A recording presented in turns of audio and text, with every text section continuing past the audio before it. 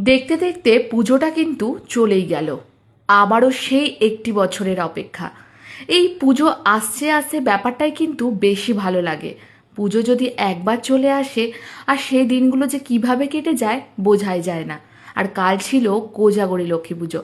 প্রত্যেকের বাড়িতেই কম বেশি কালকে পুজো হয়েছে আর সবাই কালকে পুজোতে ভীষণ ব্যস্ত ছিল। আমাদের বাড়িতেও ছিল কালকে লক্ষ্মী পুজো। মা আর আমি দুজন মিলে হাতে হাতে পুজোর সব কিছু কিন্তু জোগাড় করে নিয়েছিলাম। যেহেতু সন্ধ্যার পরেই ব্রাহ্মণ চলে আসবে তাই জন্য আমাদের আগে থেকেই সব কিছু জোগাড় করতে হয়েছিল।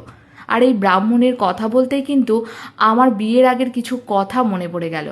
মাকে দেখতাম পুজোর সব কিছু জোগাড় করে যখন বসে থাকতো আর বাবা যেত রাস্তায় ব্রাহ্মণ আনতে।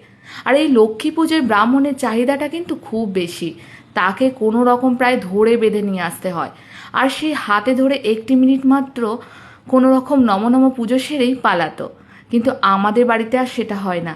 তাকে যেহেতু অনেক দিন আগে থেকে বলে রাখতে হয় তাই তাকে আর ধরে আনতে হয় না, সে এমনিতেই চলে আসে। কালকে কিন্তু ভালোই ভালোই পুজোটা মিটে গেছে। আর তোমরা কেমন আনন্দ করলে কমেন্ট করে জানিও।